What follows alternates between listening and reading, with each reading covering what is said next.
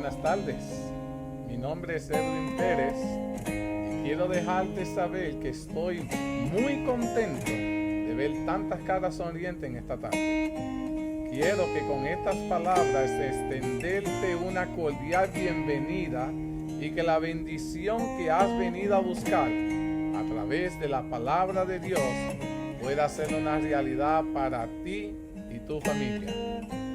Si esta es la primera vez que te conectas, quiero ser el primero en extenderte una cálida bienvenida para ti y dejarte saber que es un placer tenerte en medio nuestro.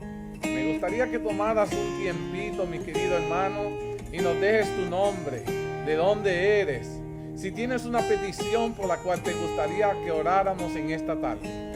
Esa información nos ayudará a conocerte un poco mejor y saber cómo podemos servirte y orar por ti. Dicho estas palabras, quiero que en este preciso momento preparemos nuestros corazones para el próximo segmento. Que el Señor me los bendiga grandemente a cada uno de ustedes.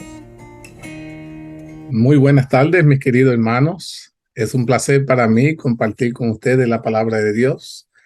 Estamos haciendo este tema editado. Estuvimos ayer compartiendo el capítulo 3 del libro de Daniel y tuvimos algunos problemas técnicos y no pudimos grabar el tema.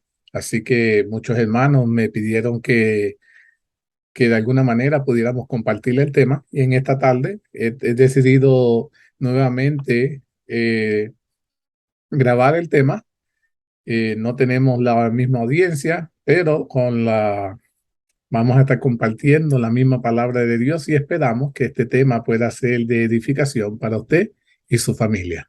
Antes de comenzar, vamos a tener una palabra de oración y pidamos que sea Dios el que dirija este tema. Oremos. Querido Padre, agradecido estamos en esta tarde, porque queremos, Padre, compartir tu palabra. En tu palabra hay poder de transformación y queremos en esta tarde enfatizar la importancia de poner nuestra confianza en ti. Bendice las palabras que ha de ser expuestas en esta tarde por tu siervo y que pueda ser para la edificación de esta tu iglesia. Todo esto te lo suplicamos, te lo agradecemos en el maravilloso nombre de Jesús. Amén. Mis queridos hermanos, continuamos con la serie del libro de Daniel. Estamos estudiando el capítulo número 3, la estatua de oro. Y me gustaría que cada uno de ustedes, allí en sus hogares, cuando reciban este material, entiendan que lo que es necesario tener en sus manos es la palabra de Dios. Allí es donde vamos a estar estudiando el capítulo 3 del libro de Daniel. Y vamos a comenzar a leer el capítulo 3, versículo 1, donde dice: el rey Nabucodonosor hizo una estatua de oro cuya altura era de 60 codos y su anchura de 6 codos. La levantó en el campo de Dura, en la provincia de Babilonia. Interesante, mi querido hermano. Nabucodonosor levantó su estatua de manera a propósito en un amplio campo de Dura. Hizo algo parecido, quedó registrado en la Biblia, Nimrod, que había hecho levantar la torre de Babel en las llanuras de Sinai. Eso está en el libro de Génesis, capítulo 10, versículo 8 al 12, y el capítulo 11, versículo 2. Y dice que el propósito era que todo el mundo pudiera ver con facilidad desde la distancia la estatua de oro. No importaba en qué parte, en región de Babilonia tú te encontrabas, todo el mundo podía mirar y admirar esa imagen. La estatua, dice la palabra de Dios, era enorme para su época. Tenía 27 metros de alto y 2.7 metros de ancho. Esta altura era visible desde varios kilómetros de distancia y los rayos del sol resplandecían y brillaban sobre su superficie dorada. Con seguridad era motivo de conversación durante varios meses. En las dimensiones de la estatura y las circunstancias relacionadas a su dedicación, encontramos un indicio de lo que habíamos hablado ayer del origen del misterioso número 666. Dice que el alto de la estatura era 60 y su ancho era 6. Allí ya tenemos 66. Y para la dedicación se utilizaron 6 instrumentos diferentes, completando así el 666 que estaba en Daniel 3:5. Ahora, el número 6 correspondía al sistema sexageseminal de Babilonia y fue considerado un número sagrado para ellos. El número 6 es simbólicamente el número de lo humano que contrasta el número 7, que es el número simbólico de la medida perfecta y santa, como se demuestra en muchos ejemplos en el libro de la Biblia, en el libro de Apocalipsis, cuando hablamos de las 7 iglesias, que eso pronto lo vamos a estudiar, las 7 estrellas, los 7 truenos, las 7 plagas, los 7 candeleros, los 7 sellos, las 7 trompetas, los 7 ángeles, las 7 cabezas, los 7 montes, los 7 reyes, los 7 ojos, los 7 espíritus, etcétera. Todo eso está en el libro de Apocalipsis y tiene símbolo de perfección y santidad. Ahora, Nabucodonosor, habíamos estudiado la semana pasada, había recibido un sueño, una revelación, en el cual Dios le había revelado el futuro. En el sueño, Nabucodonosor y el reino de Babilonia era tan solo la cabeza. Y era por el metal, era representado por el oro en la estatua, en el sueño que fue dado Dios. Y con seguridad el rey estaba satisfecho con ser la cabeza de la estatua que representaba el metal más valioso de aquel entonces. Ahora, la primera pregunta que nos hicimos ayer fue ¿por qué pensamos que él levantó una estatua completamente de oro diferente a la del sueño? ¿Qué representa que la estatua fuera completamente de oro? Sabemos que el sueño era solo la cabeza de oro, pero el rey quería que la estatua fuera completamente de oro. Y mucho entre las discusiones que tuvimos, llegamos en el acuerdo que el rey levantó una estatua de oro puro que representaba lo contrario a lo que Dios había revelado acerca del futuro. La dorada Babilonia para él quería que fuera eterna. Quería dejarle el mensaje de que nunca iba a caer y que su reino iba a ser para siempre. ¿Qué causaba el hecho de que el rey Nabucodonosor quisiera cambiar la profecía establecida por Dios? Querido hermano, de esta manera, Nabucodonosor estableció en Babilonia una falsa profecía, convirtiéndose en un falso profeta, como lo habíamos discutido ayer. Y ya que era él el que representaba a Babilonia, siendo la cabeza de su reino, Babilonia como tal pasó y se convirtió en ser un falso profeta. Nabucodonosor deseaba que los habitantes de su reino aceptaran esa su propia versión del futuro, opuesta a la que Dios le había revelado tan sobrenaturalmente en el capítulo anterior. Nabucodonosor convocó a todos los administradores, a todos los funcionarios de su gobierno para la dedicación de la estatua. Se trataban de los sátrapas, los magistrados, los capitanes, los oidores, los tesoreros, los consejeros, los jueces, los gobernantes de las diferentes provincias. Y Nabucodonosor deseaba que todos ellos se postren y adoren la estatua que él había levantado. Nabucodonosor deseaba que de esta manera reafirmar la adhesión de su clase gobernante.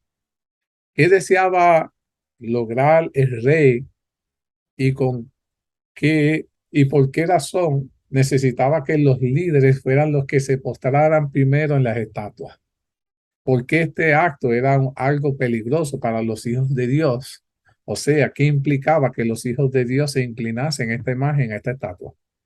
Y habíamos dicho que el plan de rey Nabucodonosor era que todos los líderes primero acepten su nueva versión profética acerca del futuro y rechazaren el sueño que Dios le había dado con su interpretación, en la cual Dios le mostraba la secuencia de los reinos y la venida del reino eterno de Dios, que había conocido el rey y había aceptado en el capítulo anterior.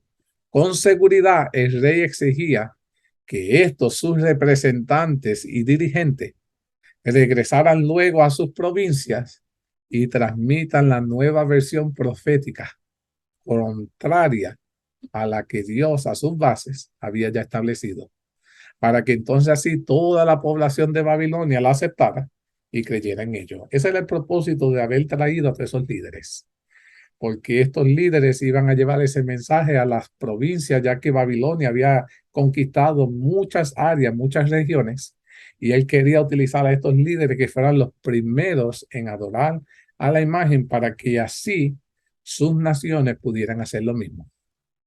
Mis queridos hermanos, el rey Nabucodonosor estaba en abierta rebelión a la palabra y a la profecía que Dios le había dado.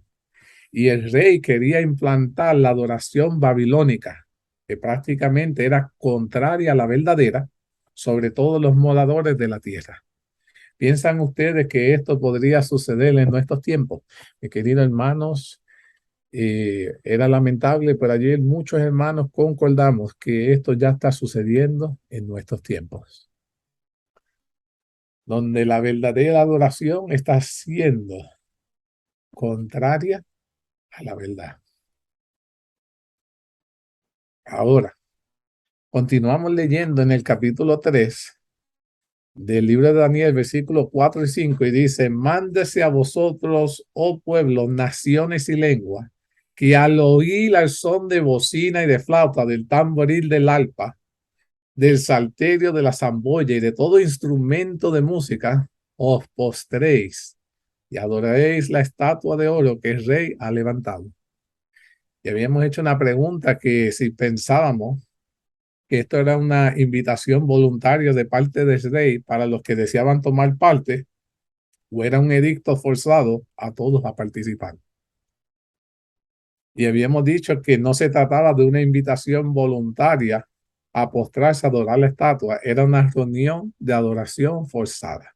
¿Y cómo podemos saber que era forzada? Porque en el versículo 6 del capítulo 3 de Daniel dice: cualquiera que no se postre y adore, inmediatamente será echado en un horno de fuego ardiente. ¿Por qué, mis queridos hermanos, se utilizó la música en este evento? ¿Piensa que la música acaso juega un papel importante en la toma de nuestras decisiones? Mis queridos hermanos, ustedes pudieran ver cómo eran los comentarios donde habíamos establecido que la música sí tiene una influencia poderosa en la vida del creyente. Y habíamos leído esta cita donde dice: la música jugaba un rol importante en esta falsa adoración idolátrica. A la vez, los habitantes de Babilonia fueron influenciados con preciosa música, majestuosa e imponente, que manipulaba sus sentimientos y emociones, conduciéndolos a la falsa adoración. Pero al mismo tiempo estaba la amenaza de muerte por no postrarse y adorar la estatua, resonaban claramente en sus mentes.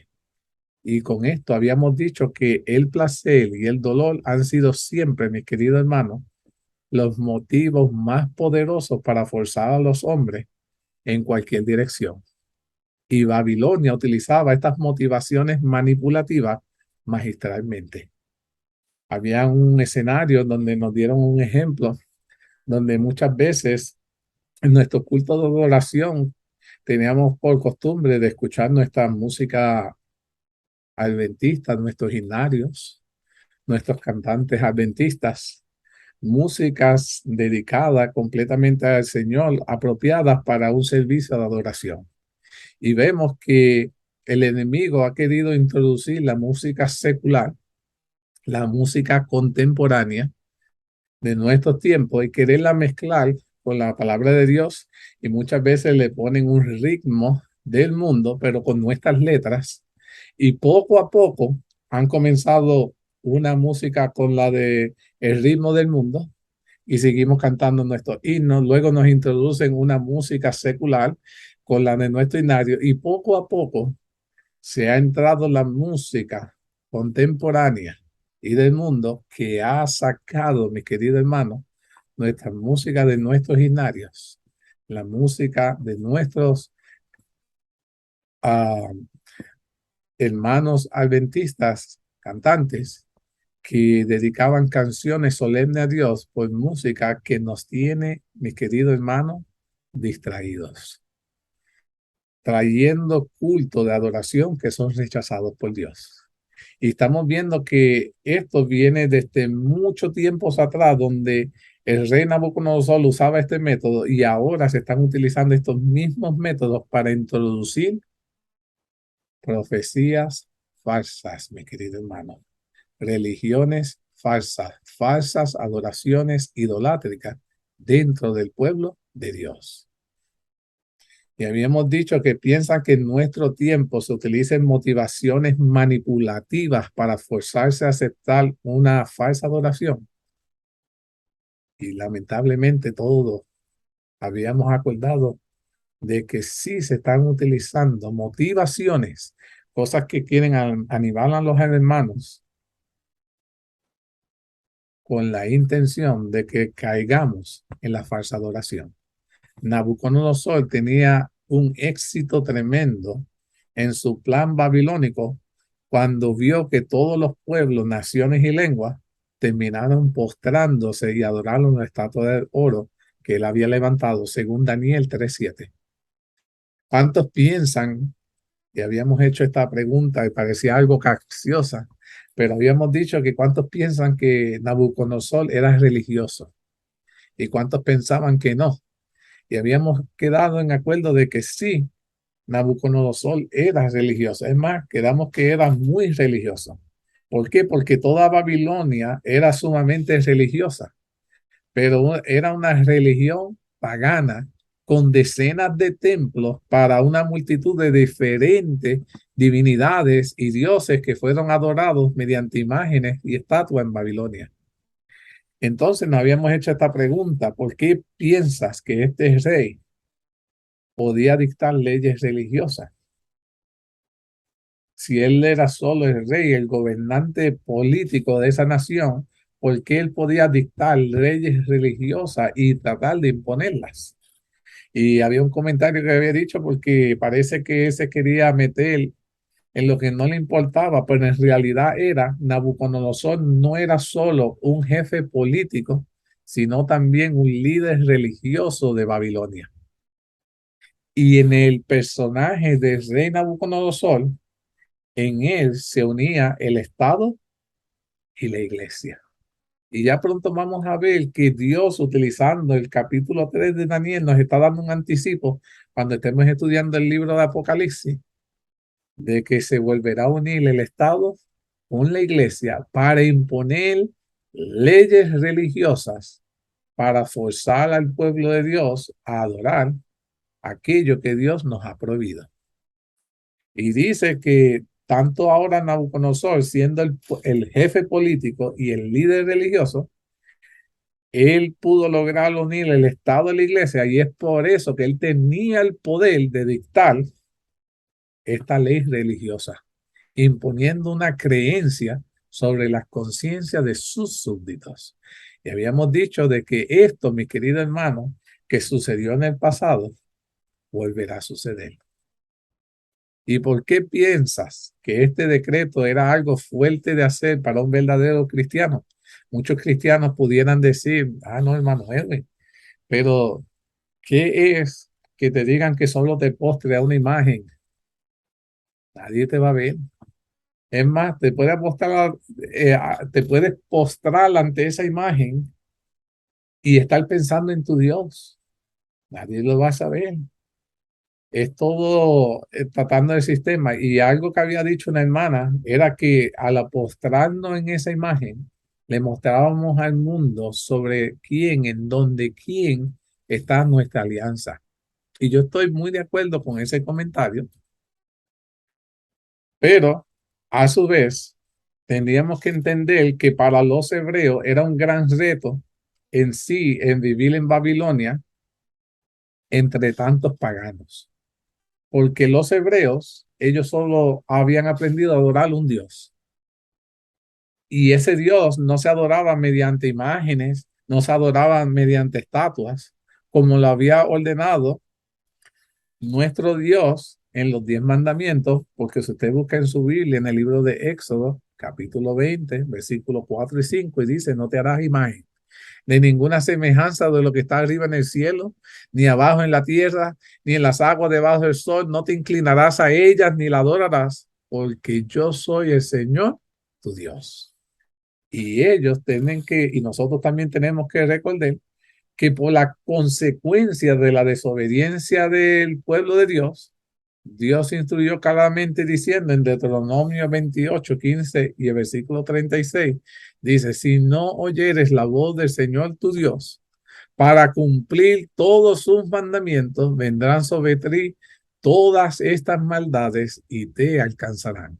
El Señor te llevará a ti y al rey que hubiese puesto sobre ti, a nación que no conociste, ni tú ni tus padres, y allá servirás a dioses ajenos, al palo y a la piedra. Y allí vemos que allí el pueblo de Dios fue llevado cautivo y ahora estaban adorando a otros dioses que no eran de Dios. Esto es justamente lo que ocurrió con los hebreos a causa de su rebelión, a causa de su infidelidad con Dios. Ahora se encontraban en Babilonia frente a esas situaciones tan difíciles. Entre los administradores del gobierno de Nabucodonosor, habían algunos hebreos que contaban entre los sabios de Babilonia. Conocemos solamente a Daniel, a Sadrach, a Mesac y a Abednego, pero probablemente habían varios otros hebreos en funciones administrativas también allí en Babilonia, aunque no se mencione. Cuando todo el mundo se postró para adorar a la estatua, el rey Nabucodonosor estaba feliz. Pensaba que había logrado su propósito.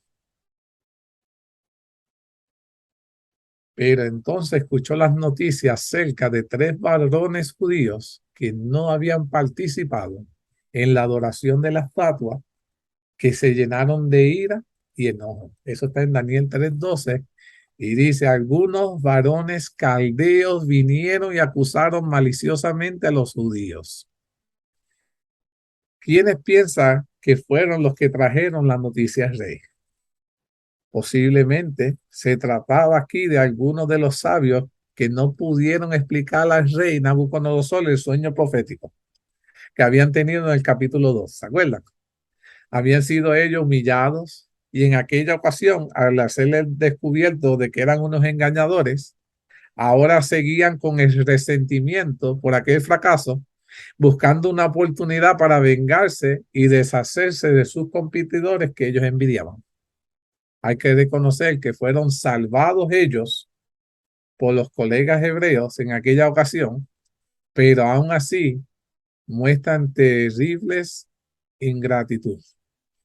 Cuán vengativa suele ser nuestra envidia, mis queridos hermanos. Ahora, ¿cuántos decidieron no postrarse ante la estatua? La Biblia dice que fueron 3 varones judíos que no participaron en la idolatría. Mis queridos hermanos, es una lástima que los que tenemos la verdad religiosa siempre sean la minoría frente a los que sostienen lo falso y lo impurio. No sé si ustedes pueden ver aquí en esta imagen, vemos a la estatua, vemos aquí a las personas postradas y vemos aquí a los 3 hebreos que no se postraron. Interesante que entre los que estaban postrados había muchos hebreos que habían sido cautivos, pero que decidieron postrarse. Y no lo quiero poner en forma de hebreos, vamos a poner, ahí había muchos adventistas del séptimo día que habían sido movidos como esclavitud y ahora se estaban postrando. Pero solo habían 3 verdaderos adventistas del remanente que quisieron serle fiel a Dios y se pusieron en pie. Mis queridos hermanos, hay algo que quiero dejarte saber. En la historia no podemos saber los nombres de aquellos que doblaron sus rodillas para adorar la imagen. Pero en la historia quedó registrado los nombres de aquellos que decidieron permanecer en pie firme. Todas las personas que estuvieron allí nunca olvidaron los nombres de esos jóvenes. Ahora, vemos que estos sabios querían convencer al rey para que la sentenciara de muerte. ¿Y cómo lograron convencerlo? Y muchas veces pensamos si esto podría pasarnos a nosotros. Dice aquí que las acusaciones fueron maliciosas, eran fuertes. Se las acusó prácticamente a ellos de ser desleales, de traicionar por no adorar a los dioses de Babilonia. Los acusadores recordaron al rey que él mismo los había puesto sobre los negocios de la provincia de Babilonia y a pesar de ello no hacían caso al mandato del rey. Le dieron a entender que los hebreos son unos ingratos que despreciaron al rey y a su autoridad. Y además, los acusadores manipularon el ego y el orgullo de Nabucodonosor, llevando el asunto a un nivel personal. Y si ustedes leen Daniel 3:12, dice, no te han respetado, no adoran tus dioses, no adoran la estatua de oro que tú has levantado. Ahora, a veces me pregunto si hubiese valido la pena hacer esta pregunta. Y sonaba capciosa, pero la tiré ayer la pregunta y quiero tirarla hoy. Porque muchas veces cada uno de nosotros pudiéramos estar en la misma situación. Y era la siguiente. ¿Por qué los tres amigos hebreos estaban allí presentes en la dedicación de la estatua, sabiendo que no podían adorar imágenes, estatuas ni ídolos? ¿Por qué estuvieron allí entonces si no iban a cumplir con el mandato del rey? Habrá una lección importante de la que podamos aprender de eso tú y yo. Y yo quería, para contestarle esta pregunta, quería decir lo siguiente. Los hijos de Dios pueden cumplir los requerimientos del rey o cualquier autoridad humana hasta donde fuera posible, sin comprometer sus principios religiosos. ¿Cómo puedo explicarle esto? El rey exigió estar presente. ¿Esto era algo que ellos podían cumplir? Sí, y estuvieron allí presentes. El rey exigió adorar la estatua. Esto era algo que no podían cumplir. Entonces, ¿qué hicieron? Se mantuvieron de pie. El creyente, mi querido hermano, debe sujetarse a las leyes que exige su país. Pero cuando esas leyes, mis queridos hermanos, se oponen a las leyes de Dios, nuestra lealtad está obviamente con nuestro Creador. Tal como le expresaron Pedro y los apóstoles diciendo en Hechos 5:29, es necesario obedecer a Dios antes que a los hombres. Ahora, otra pregunta que nos podíamos haber hecho era ¿dónde estaba Daniel en esta historia? No se menciona nada de Daniel. Muchos dicen, se habrá postrado. ¿Qué habrá pasado? Y en realidad no lo sabemos con exactitud. Pero hay varias posibilidades.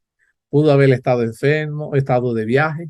Posiblemente también recibió un permiso especial de Nabucodonosor para no tener que estar presente en la dedicación de la estatua.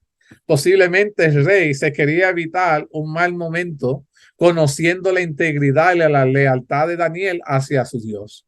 Recuerden que fue Daniel el que le explicó el sueño y su interpretación correcta en el capítulo anterior.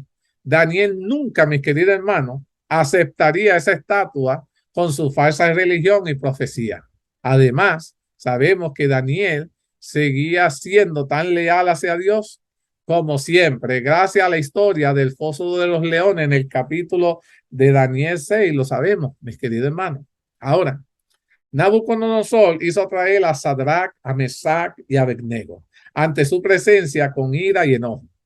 Al instante fueron traídos ante el rey, quienes les ofreció una segunda oportunidad. Esto demuestra su alto grado de tolerancia, pues otros reyes de su época hubiesen bastado tal grado de desobediencia intencional y deliberada para sellar su muerte de inmediato. Pero la amenaza de Nabucodonosor era clara y directa, diciendo que si no adoran la estatua al escuchar la música, esto está en Daniel 3, 13 al 15, dice, en la misma hora seréis echados en medio de un horno de fuego ardiente? ¿Y qué Dios será aquel que os libre de mí? Al decir esto, ¿y qué Dios será aquel que os libre de mi mano?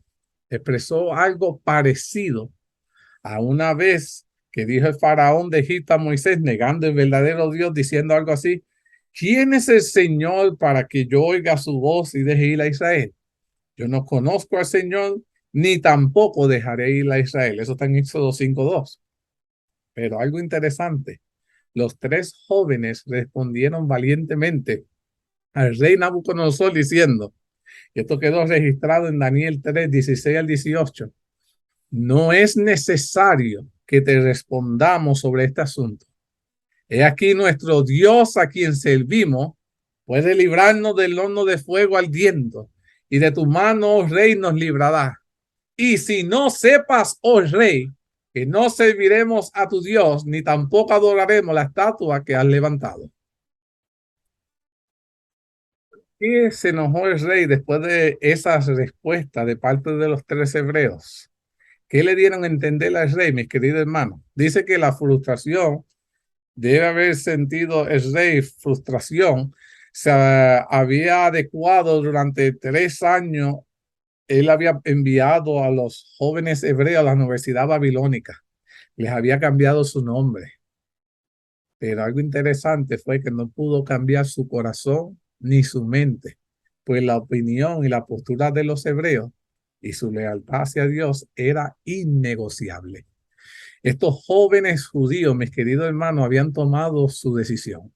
Eran hombres de palabra y de convicción.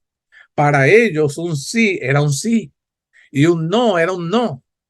¿Saben por qué yo me siento orgulloso de estos tres jóvenes?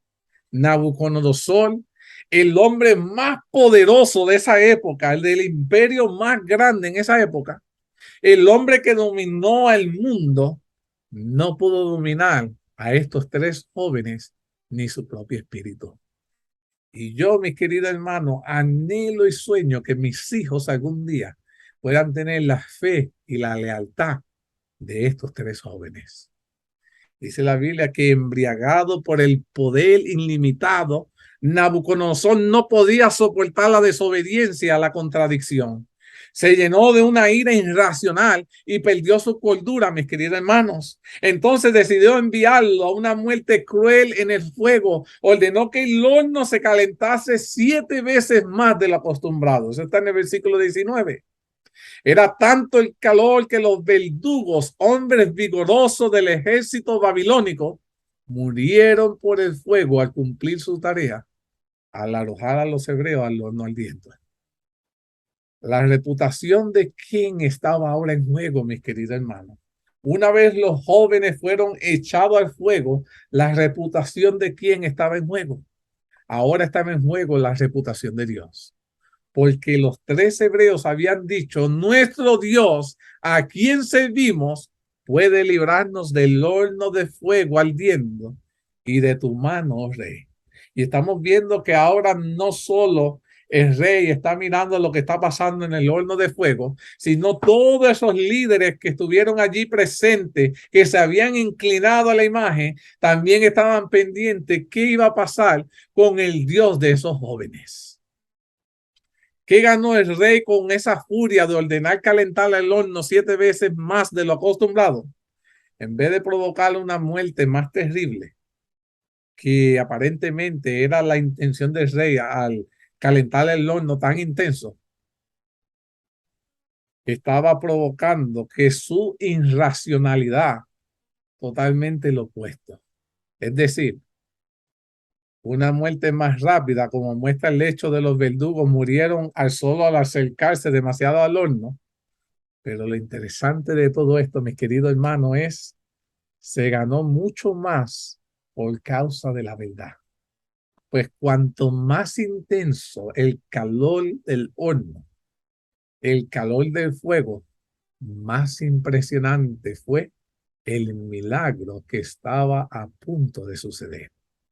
En Daniel 3:23 dice Sadrach, Mesach y Abednego cayeron atados dentro del horno de fuego ardiente.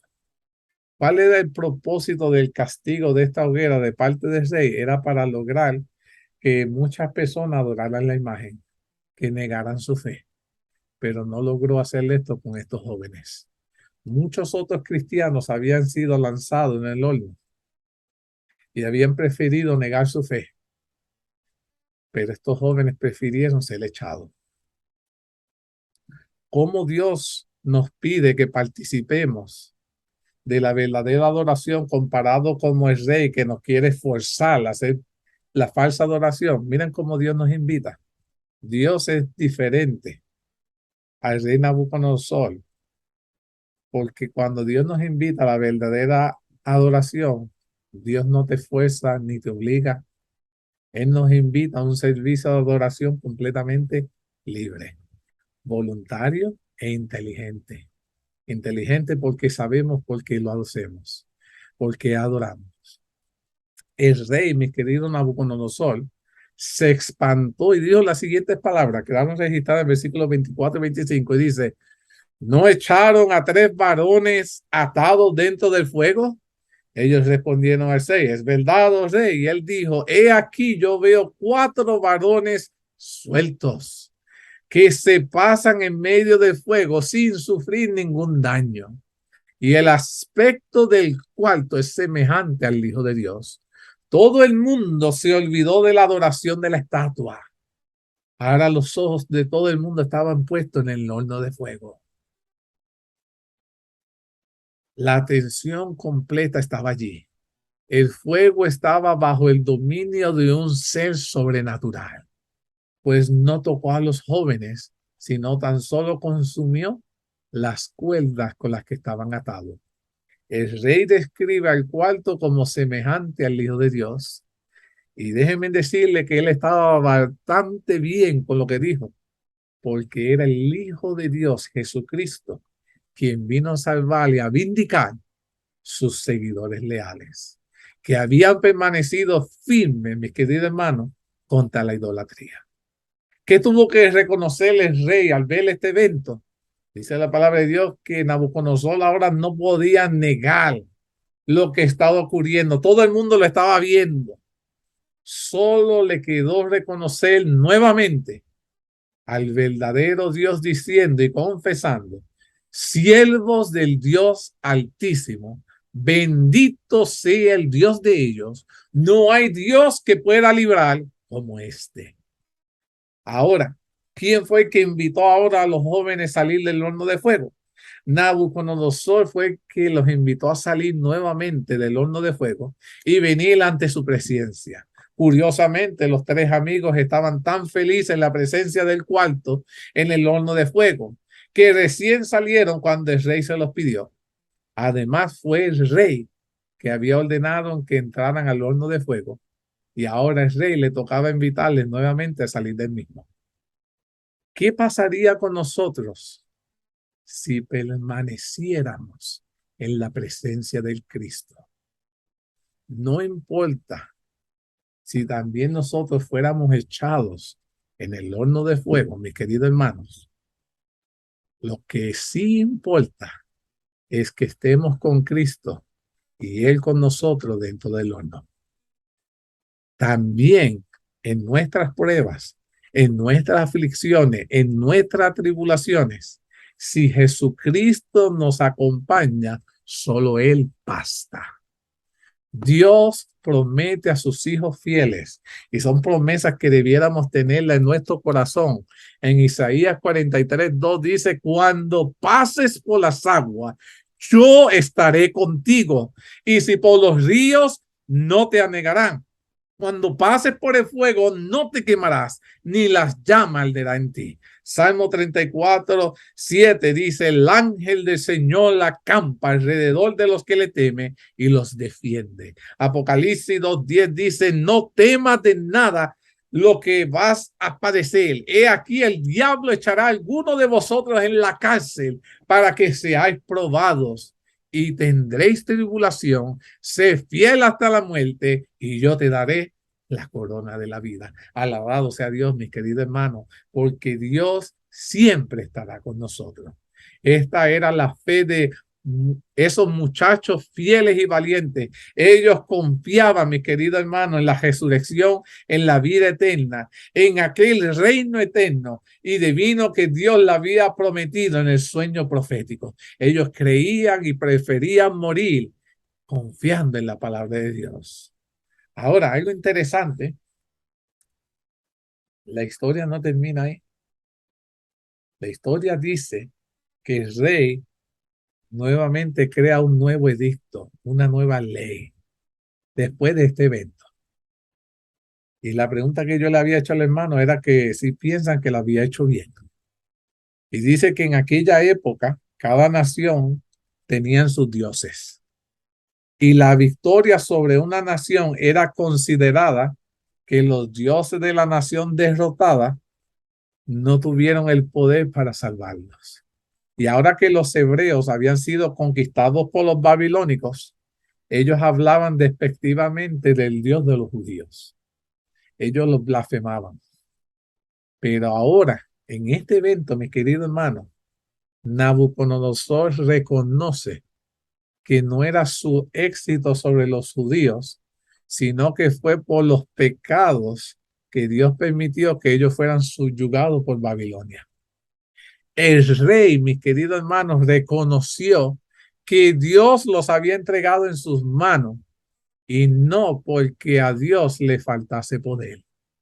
Así que Nabucodonosor ahora prohibió hablar mal del Dios de Israel.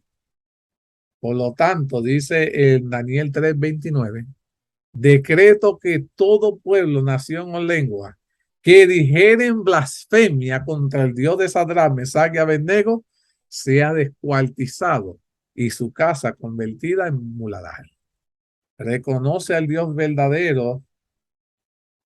No dio a Nabucodonosor el derecho civil, mis queridos hermanos, ni moral, de imponer nuevamente una amenaza de muerte. Pues recuerde que Dios nunca forzará nuestra conciencia. Pero este era el carácter emotivo del rey de Babilonia, que caía de un extremo al otro. Recuerden, mis queridos hermanos, que los tres jóvenes respondieron valientemente a Nabucodonosor diciendo: he aquí nuestro Dios a quien servimos puede librarnos del horno de fuego ardiente y también puede librarnos de tu mano, oh rey. Nos librará. Y si no sepa, oh rey, que no serviremos a tus dioses ni tampoco adoraremos la estatua que has levantado. ¿Qué podemos aprender de la fe de estos jóvenes? Ellos obviamente no querían morir, pero prefirieron morir antes de pecar y traicionar a su creador amante. Los hijos de Dios sabemos que Dios puede librarnos milagrosamente, pero no lo hace siempre, ni lo tiene que hacer obligatoriamente. Es su decisión divina y providencial, pero sabemos que con seguridad Dios está siempre con nosotros todos los días hasta el fin del mundo. Mateo 28:20. Dice que Sadrach, Mesach y Abednego cayeron dentro del horno de fuego sin saber si iban a morir o a sobrevivir milagrosamente. Lo que sí sabían es que iban a ser leales y obedientes a Dios hasta la muerte. Con seguridad recordaron a sus antepasados que fueron librados milagrosamente de la mano de Faraón, cuando Dios intervino derramando las famosas 10 plagas sobre Egipto, cuando Dios abrió el mar y destruyó al ejército. Seguramente recordaron también la liberación milagrosa de Jerusalén de la mano de los asirios, pero también recordaron al fiel profeta Urías, que denunciaba los crímenes del impío rey Joacim, y Dios permitió que sea ejecutado. Yo quisiera que también ustedes recordaran que el mismo Señor Jesús en el monte Getsemaní, como hombre, tampoco quería morir. Nadie quiere morir. Así que oró y puso la decisión Jesús en las manos de su Padre, diciendo en Mateo 26:39, Padre mío, si es posible, pase de mí esta copa, pero no sea como yo quiera, sino como tú. La respuesta del Padre fue su muerte en la cruz del Calvario, pero por amor hacia la humanidad, para abrirnos el camino del arrepentimiento y del perdón de nuestros pecados. Dios es omnisapiente. Es por eso que a veces permite, ya sea la muerte o la salvación milagrosa de sus hijos, para darle un testimonio especial. Quiero comenzar a cerrar el tema. Sé que el tiempo ha estado volando. Y quiero hablarte de Demons T2. Deseo dar un ejemplo de que estas salvaciones milagrosas no solo ocurrieron hace 2600 años atrás en el horno de fuego de Babilonia, sino que todavía siguen ocurriendo hasta hoy en día. Demons 2 era un cristiano que guardó los 10 mandamientos de Dios. Reposaba en el santo día de reposo. Oraba, estudiaba la Biblia y cuenta su biografía. En la Segunda Guerra Mundial, él se alistó en la fila de los americanos como un enfermero camillero para ayudar a los heridos en la lucha contra la tiranía. Él podía ir a la guerra para salvar a los heridos, pero sin armas, porque él nunca mataría a un hombre. Cuando se arrodilló para orar antes de dormir, sus compañeros le arrojaban duras botas, se burlaban de su fe y lo golpeaban y lo humillaban. Fue llevado con su unidad a una isla japonesa de Okinawa y la historia que quedó marcada en su vida fue la del 5 de mayo de 1945. Tuvieron que el ejército americano realizar una ofensiva para tomar una colina estratégica en esa isla. De su unidad solo quedaban 200 hombres y él era el único camillero con vida. Los japoneses hicieron su contraataque deseando tomar el mismo lugar clave y se instalaron antes que los americanos. Cuando Demos II llegó con su unidad, hubo un enfrentamiento terrible y salvaje. En pocos minutos sufrieron unas 100 bajas. Y los 55 hombres que todavía estaban en condiciones de moverse decidieron para ponerse en cubierta. Solo 2, mis queridos hermanos, permaneció en su puesto. ¿Y sabe lo que hizo? Comenzó a buscar y a rescatar a los heridos. En forma casi increíble decía: Dios, give me one more, dame uno más. Y ayudó a 75 hombres a encontrar refugio ese día. Tardó varias horas en las cuales se encontraba él en el medio del fuego, cruzando de los rifles, ametralletas, morteros, salvas de artillería. ¿Y saben lo más interesante de esta historia? Que un batallón enemigo, compuesto por centenares de hombres, trató durante horas ese día de darle muerte a un solo ferviente cristiano y no lograron ni siquiera herirlo. Mis queridos hermanos, Dios atribuye esta maravillosa salvación a la promesa de Dios que encontramos en Salmo 91, 1 y 2. El que habita al abrigo del Altísimo morará bajo la sombra del Omnipotente. Diré yo al Señor, mi Dios, esperanza mía y castillo mío, mi Dios, a quien confiaré. En Daniel capítulo 2, el rey Nabucodonosor reconoció al Dios de los cielos, revelador de los misterios y rey de reyes. En el capítulo 13, el rey Nabucodonosor reconoció al Dios de los cielos como el liberador supremo y el todopoderoso. Cuando Nabucodonosor había reconocido al verdadero Dios por primera vez, Daniel solicitó al rey y obtuvo que pusiera sobre los negocios de la provincia de Babilonia a Sadrach, a Mesach y a Abednego. Ahora que Nabucodonosor reconoció verdaderamente al verdadero Dios por segunda vez, fue él mismo que engrandeció ahora a Sadrach, a Mesach y a Abednego en la provincia de Babilonia. Qué maravillosa es la historia. Mis queridos hermanos, quiero culminar con algo maravilloso para que ustedes vean que nuestro Dios es mucho más poderoso y nuestro Dios sí conoce el futuro. Y no hay nada que el hombre pueda hacer que pueda cambiar lo que ya Dios ha revelado. El rey Nabucodonosor vio el futuro en un sueño. Dios se lo ha revelado a través de Daniel. Y su reino iba a ser conquistado. Y cada reino iba a ser conquistado hasta que viniera el reino de Dios, que iba a ser un reino eterno. Nabucodonosor quería enseñar con la estatua de oro que Babilonia iba a ser eterna, iba a ser inconquistable, que su reino iba a durar por la eternidad. Quería proponer una falsa profecía, quería que los líderes de las otras provincias adoraran la imagen y le enseñaran a sus gobiernos esas falsas profecías. Pero mis queridos hermanos, Dios puso a Sadrach, a Mesach y a Abednego allí a ejercer ciertas posiciones, porque Dios sabía que los hijos de Dios iban a permanecer fieles. Y esa fidelidad de ellos iba a ser el mensaje predicado a las otras naciones.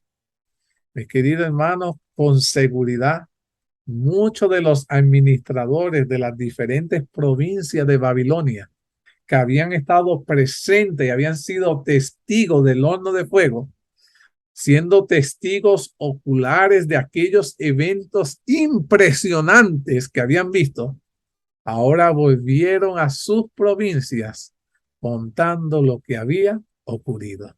De esta manera, mis queridos hermanos, gracias a tres fieles hijos de Dios, la verdad acerca de verdadero Dios pudo llegar al rey de Babilonia, a los administradores de su gobierno y finalmente a toda Babilonia.